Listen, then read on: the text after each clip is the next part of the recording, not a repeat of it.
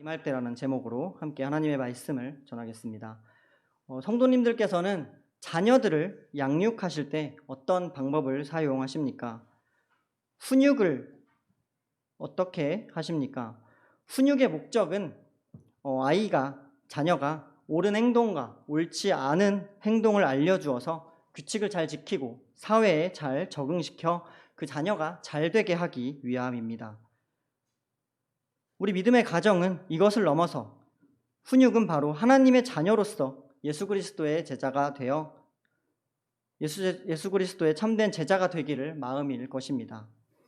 하지만 우리가 어떤 방법을 사용해서 훈육을 하든지 중요한 것은 그 자녀가 어떤 마음으로 받아들이냐는 것입니다.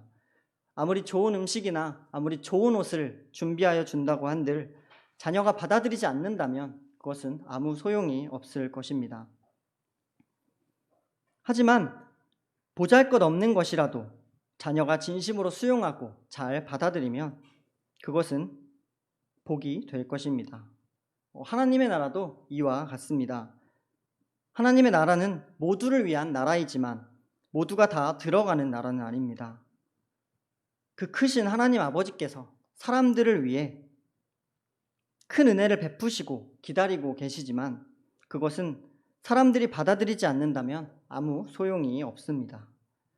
오늘 본문 말씀은 하나님의 나라가 임할 때 나오는 그런 사람들의 다양한 반응을 한번 살펴보겠습니다. 첫째로 주의 나라가 임할 때 예수님을 고발하는 자들이 있었습니다. 오늘 본문 1절에서 6절은 예수님께서 유대인들과 안식일 논쟁을 하는 내용 중 두 번째 내용인데요. 첫 번째 내용은 바로 직전 구절인 2장 23절에서 28절에 등장하고 있습니다. 예수님의 제자들이 그 안식일에 밀 이삭을 자른 것을 보고 바리새인들이 안식일에 하면 안 되는 일을 했다며 비난하였습니다. 평소에 남의 밭에 들어가서 그 이삭을 잘라 먹는 것은 허용이 되었습니다. 신명기 23장 25절 말씀입니다. 내 이웃의 곡식밭에 들어갈 때에는 내가 손으로 그 이삭을 따도 되느니라. 그러나 내 이웃의 곡식밭에 낫을 대지는 말지니라. 이 구절에 의하면 남의 밭에서 이삭을 먹는 것이 금지는 아니었습니다만 이삭을 손으로 자르는 건 역시 노동으로 여겨졌고 그렇기에 안식일에는 금지되었던 것 같습니다. 따라서 예수님의 제자들은 안식일의 규정을 어긴 것이 되었지요. 하지만 이에 대해 예수님께서는 유대인들이 진정한 왕으로 생각하는 그 다윗의 예를 들어서 반박하였습니다. 다윗 왕도 그가 도망치는 중에 배고파서 그 성전에서 제사장들만 먹을 수 있는 진설병을 먹었는데요. 하지만 하나님께서는 그 의식 규정을 위반한 다윗을 벌하지 않았습니다. 병행 본문인 마태복음 12장 1절에 따르면 예수님의 제자들도 배가 고픈 상태에서 지나가다가 밀 이삭을 잘라서 먹었습니다. 즉 허기를 면하는 것이 안식일의 규정을 지키는 것보다 더 중요했으므로 예수님께서는 그 다윗의 예를 들어서 제자들을 위해서 변론하신 것입니다. 이 일이 있은 후에 예수님께서는 유대인의 회당에 들어갔습니다. 3장 1절 맨 앞에 원어 성경에는 그리고라는 단어로 접속사로 시작하고 있습니다. 즉 앞에 본문 내용과 이어진다는 뜻인데요. 이야기의 순서를 보자면 예수님의 제자들이 회당 예배에 참석하기 위해서 그 안식일에 밀밭 사이로 지나갔음을 알 수 있습니다. 그리고 도착한 회당에는 바로 한쪽 손 마른 사람이 있었는데요. 누가는 이 동일한 병행 본문에서 오른손이라고 구체적으로 언급하고 있습니다. 그 회당에는 그 밀 이삭을 잘랐던 그 예수님과 제자들을 비난했던 그 바리새인들도 같이 있었을 것입니다. 그래서 2절에 이렇게 기록하고 있는데요. 본문 2절 말씀을 함께 읽겠습니다. 2절입니다. 시작. 사람들이 예수를 고발하려 하여 안식일에 그 사람을 고치시는가 주시하고 있거늘. 아멘. 유대인들은 이미 안식일 규정을 어긴 그 예수님을 지켜보고 있었는데 그들은 아마 적대적인 시각을 가지고 지켜보고 있었을 것입니다. 안식일에 예수님께서 또 규정을 어길까봐, 그 병든 사람을 고침으로써 규정을 어길까봐 눈에 불을 켜고 바라보고 있었습니다. 그런데 모든 것을 아시는 예수님께서는 이번에도 그 모여있던 사람들의 생각을 알고 계셨는데 오히려 그 상황에서 정면 돌파를 하셨습니다. 4절과 5절 말씀을 함께 읽겠습니다. 4절과 5절입니다. 시작. 그들에게 이르시되 안식일에 선을 행하는 것과 악을 행하는 것, 생명을 구하는 것과 죽이는 것, 어느 것이 옳으냐 하시니 그들이 잠잠하거늘 그들의 마음이 완악함을 탄식하사 노하심으로 그들을 둘러보시고 그 사람에게 이르시되 내 손을 내밀매 그 손이 회복되었더라. 아멘. 예수님은 그 손 마른 사람을 무리의 한 가운데 세우시고 보란듯이 그를 고치셨습니다. 안식일에 선을 행하고 또 생명을 구하는 것이 옳은 일이기 때문인데요. 하지만 안식일에 손 마른 사람을 고쳐주심으로 예수님께서는 자신이 안식일의 주일이라는 사실을 그 비판하는 바리새인들에게 주지시켰습니다. 이 선언은 바로 예수님이 하나님과 동등하다라는 선언과 똑같습니다. 안식일의 규정을 제정하신 그 하나님과 동등한 권세를 지니신 분이신 것입니다. 그리고 오늘 이 본문에서는 두 종류의 사람이 나타나고 있는데요. 하나는 안식일의 주인을 시험하고 또 그를 죽이려는 음모를 꾸미려는 사람들이고 또 다른 하나는 예수님을 통해 참된 안식을 경험한 손 마른 자입니다. 많은 가르침과 놀라운 기적들을 보았음에도 불구하고 종교 지도자들에게 있어서 예수님은 경쟁의 대상일 뿐 경배의 대상이 아니었습니다. 즉 예수님을 하나님의 아들로 인정하지 않은 것입니다. 예수님은 안식일에 손 마른 사람을 고쳐주심으로 질병의 고통으로부터 안식을 누리게 하는 선한 일을 행하셨지만 바리새인들은 그 사람을 죽이는 악한 일을 도모하고 있었습니다. 예수님의 참된 안식을 경험한 사람은 손이 마른 자였지만 오히려 바리새인들은 그들의 마음이 말라 있었습니다. 그들이 예수님을 죽이려 했던 이유는 5절에 나와 있었던 것처럼 그들의 마음이 완악했기 때문이며 예수님께서는 그것에 대해서 탄식하며 분노하셨습니다. 완악하다라는 뜻은 돌같이 굳어진다는 뜻입니다. 그러므로 완악한 마음은 그 마음이 돌같이 무감각해 되어서 제대로 된 인식을 할 수 없다는 것을 의미합니다. 구약 성경에서도 여러 번 등장하는데요. 특히 출애굽할 때 상황인 그 애굽의 바로 왕의 마음이 완악했다고 성경은 기록하고 있습니다. 바로는 그 마음의 완악함으로 인해 하나님의 존재를 깨닫지 못하였고 그 하나님의 백성인 이스라엘 백성들을 고역으로 괴롭혔습니다. 게다가 애굽을 탈출시키라는 하나님의 명령도 거부했습니다. 이로 인해 그는 많은 재앙을 경험했음에도 불구하고 계속해서 마음이 완악하여 하나님을 인정하지 않았고 계속되는 불순종과 반역으로 인해 결국 장자가 죽는 10번째 재앙까지 맞이하게 됩니다. 바로가 마음의 완악함 때문에 그 하나님의 존재와 명령을 거부했던 것처럼 바리새인들 역시 그들의 마음의 완악함 때문에 하나님의 아들 예수 그리스도를 인정하지 못했으며 배척하기까지 했습니다. 처럼 예수님께서 사역하시던 시대에도 그리고 마찬가지로 지금 이 세상에도 마음이 완악하여 예수님을 인정하지 않고 고발하려는 사람들이 있습니다. 복음을 들어도 깨닫지 못하고 오히려 복음을 배척하는 자들입니다. 또 복음 전하는 자들의 약점을 찾기 위해 그들을 엿보며 공격하기 위해 노력합니다. 우리 가운데서도 말씀을 들어도 은혜를 받으려는 마음보다는 또 말씀을 읽어도 거기서 은혜를 찾으려는 마음보다는 사사건건 고발하려는 그런 마음을 지닌 사람은 없을까요? 만일 있다면 그것은 우리 영혼에 아무런 유익이 되지 않습니다. 우리가 만나는 그런 세상 사람들 중에도 이처럼 바리새인들처럼 많은 마음이 완악하여 복음을 믿지 못하는 자들도 많을 것입니다. 우리가 이런 세상 사람들 사이에서 그런 분위기에 휩쓸리지는 않아야 합니다. 예수님께서 하셨던 것처럼 우리도 당당하게 복음을 전하며 또 다른 사람들을 위해 선을 베푸는 모든 성도님들 되시기를 주님의 이름으로 소망합니다. 둘째로 주의 나라가 임할 때 예수님을 만지려는 자들도 있었고 또 귀신들도 있었습니다. 예수님과 제자들을 향해 점점 더 많은 사람들이 몰려들었습니다. 7절과 8절 말씀을 함께 읽겠습니다. 7절과 8절입니다. 시작. 예수께서 제자들과 함께 바다로 물러가시니 갈릴리에서 큰 무리가 따르며 예수님께서 제자들과 함께 바다로 죄송합니다.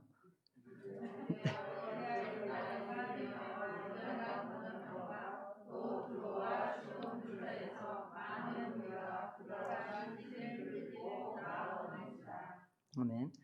8절 말씀에 따르면 사람들이 그 유대와 예루살렘 또 요단 동편뿐 아니라 이두메에서도 왔다고 기록되어 있는데 이두메는 여러 주석가들이 에서의 후손인 에돔을 가리킨다고 설명합니다.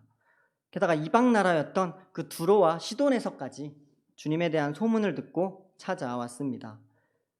예수님은 많은 사람들이 몰려서 그 에워싸미는 것을 방지하기 위해서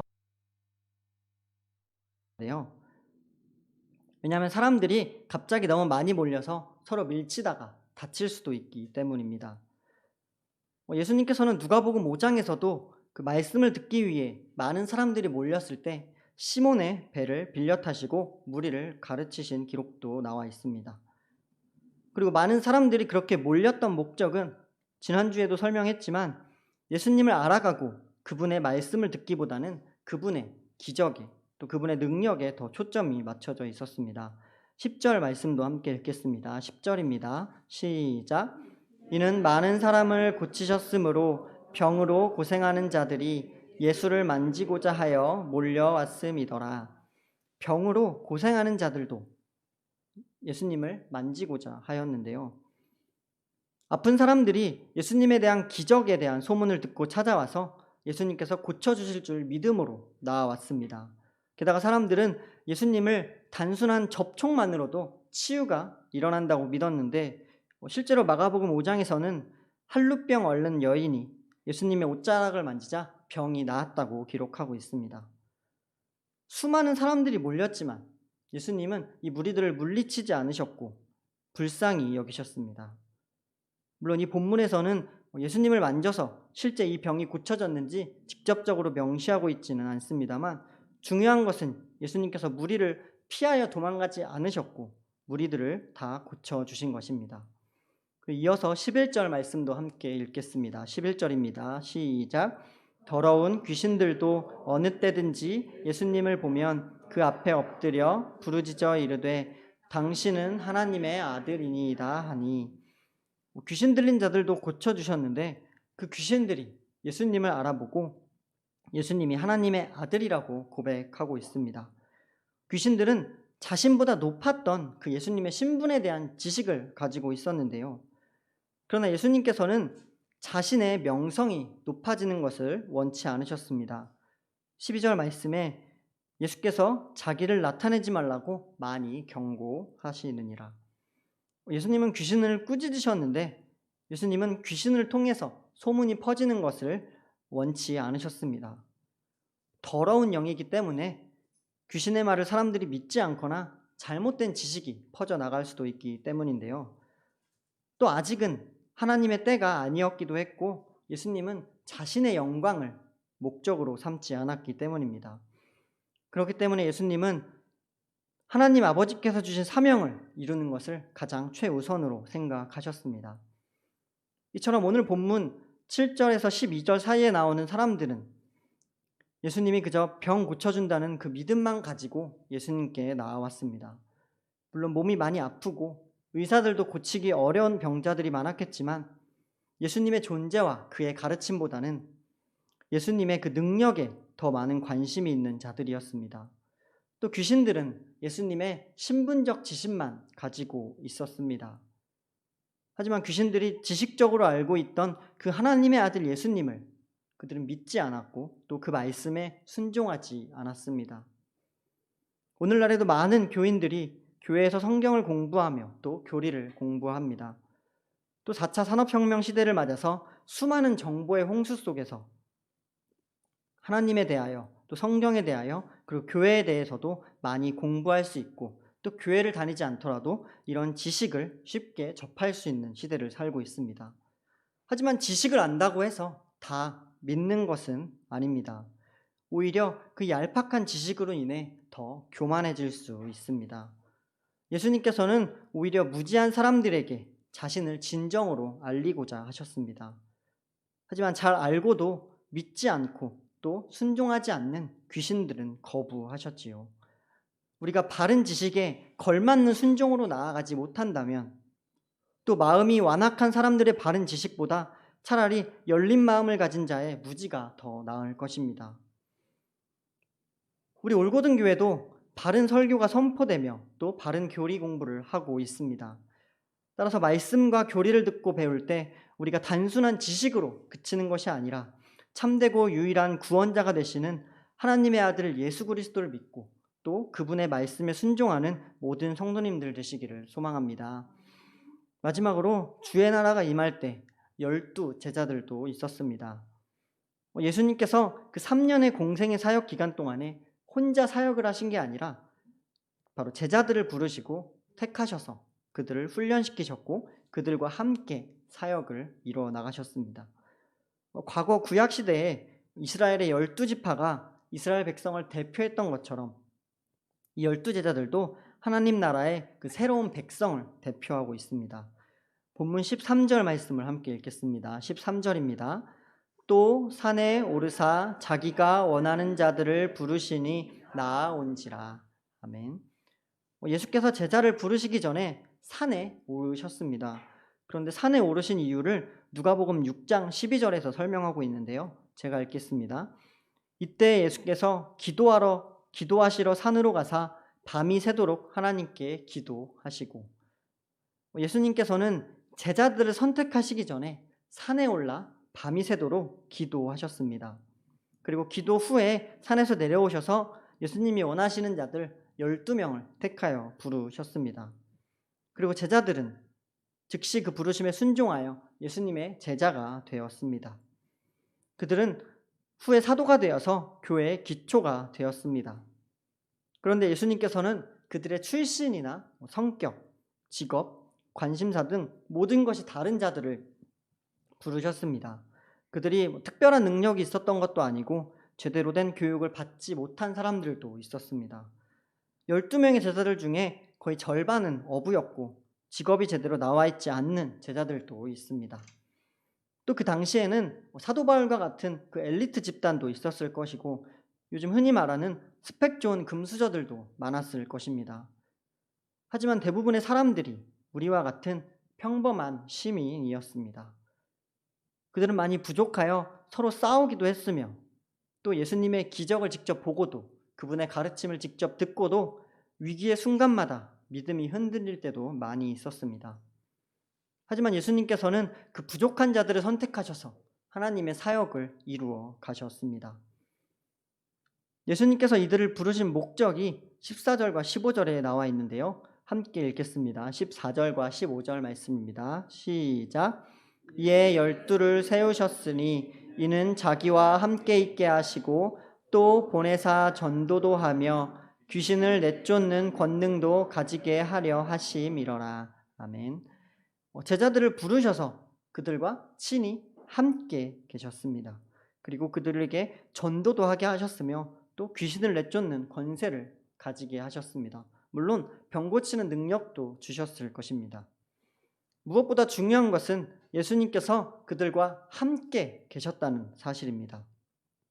예수님께서 제자들과 함께 계시면서 무엇을 하셨겠습니까? 예수님께서는 사역하시는 모습을 친히 보여주면서 그들에게 본이 되셨고 그들을 가르치시며 훈련시키셨습니다. 때로는 부모님처럼 사랑으로 품어주셨으며 때로는 무서운 선생님처럼 그들을 엄하게 혼내시기도 하셨습니다. 예수님께서는 항상 제자들과 동행하며 때로는 산 위에서 때로는 바다에서 그리고 이스라엘 지역 또 이방 지역을 두루두루 다니시며 다양한 무리에게 복음을 전파하시고 가르치셨습니다. 그냥 가르치시기만 하신 것이 아니라 직접 행동으로 나타내셨으며 삶으로 사셨습니다. 또 무리가 이해할 수 있도록 여러 가지 비유로 쉽게 풀어서 가르치시기도 하셨는데요. 예수님께서는 이 세상의 육신의 몸으로 영원히 사역할 것이 아니었기 때문에 다음 세대를 위해서 제자들을 훈련시키고 파송시키셨습니다. 그리고 제자들은 그 예수님의 가르침을 잘 받아서 파송을 받아서 사역을 잘 감당했지만 때로는 그들의 권능을 나타내는데 실패하기도 했습니다. 이것은 제자들에게 부여된 권위가 언제 어디서나 자동으로 드러난 것이 아니라 전적으로 예수님의 권위와 능력에 의존되어 있다는 것을 뜻합니다. 이처럼 예수님께서도 제자들과 수많은 사역을 함께 감당하셨고 또 예수님의 승천과 오순절 성령 강림 이후에는 제자들도 직접 복음을 전하며 많은 기적을 행하였고 초대교회를 잘 이끌어가는 리더들로 성장하게 됩니다. 예수님께서 원하시는 제자들을 부르셨던 것처럼 우리도 제자로 불러주셨습니다. 요한복음 15장 16절 말씀입니다. 너희가 나를 택한 것이 아니요 내가 너희를 택하여 세웠나니 너희로 가서 열매를 맺게 하고 또 너희 열매가 항상 있게 하여 내 이름으로 아버지께 무엇을 구하든지 다 받게 하려 함이니라. 네. 우리가 지금 이 자리에서 예배를 드릴 수 있는 것도 주님께서 우리를 택하여 제자로 불러주셨기 때문입니다. 주님께서 은혜를 주셔서 이렇게 수요일에도 주님 앞에 나와 예배를 드릴 수 있습니다. 결코 우리의 공로가 아니라 하나님의 주권적인 선택인 것입니다. 그리고 우리도 모두 다른 지역에서 왔고 또 다른 직업을 가지고 있으며 다른 성격, 다른 관심사 속에 살고 있습니다. 그럼에도 불구하고 우리는 유일하고 참되신 주님 안에서 한 가족이 되었습니다. 다른 욕망을 품고 살았지만 이제는 주님 안에서 우리 교회 안에서 한 사명을 위해 부름받은 제자들이며 가족들인 것입니다. 그러므로 우리는 예수님의 제자가 되어야 합니다. 단순히 교회만 다니며 단순히 예배만 드리는 수준에서 더 높은 수준이 되어 주님을 봉사하며 더욱 주님을 섬기는 일에 힘써야 합니다. 하나님의 나라와 그의 뜻을 구체적으로 이루기 위해서 그 직접 불러주신 우리의 스승이 되시는 예수 그리스도의 가르침과 그의 본을 따라서 남은 한 해도 우리 부르신 자리에서 맡은 사명을 잘 감당하고 또 하나님께 영광을 돌리는 모든 성도님들 되시기를 주님의 이름으로 소망합니다. 말씀을 맺습니다. 오늘 등장하는 인물들은 모두 한 공통점이 있는데요. 그것은 예수님에 대한 지식이 있었다는 것입니다. 예수님을 고발하려 했던 바리새인들, 그리고 예수님의 소문을 듣고 모인 많은 사람들, 심지어 귀신들조차 예수님에 대한 지식은 많이 있었습니다. 어떤 사람들에게는 그 지식이 오히려 독이 되기도 했으며 예수님의 존재를 믿지 않았고 그 말씀에 순종하지도 않았습니다. 또 다른 사람들에게는 자신의 필요에 의해서 단순한 지식으로만 남았고 그의 존재와 가르침보단 그가 나타내는 기적과 능력에 더 큰 관심을 두었습니다. 반면에 예수님께서 기도 후 직접 선택하시고 그와 함께 있었던 제자들은 예수님에 대한 지식은 적었을지 모르지만 그들은 택함을 받아 진정한 제자된 삶을 살았습니다. 그와 함께 있으면서 많은 가르침을 받았고 그 가르침에 본을 보이는 삶도 직접 경험했습니다. 이처럼 주의 나라가 임할 때 많은 사람들이 다양한 반응을 보입니다. 그렇다면 우리는 어떤 사람들처럼 반응하시겠습니까?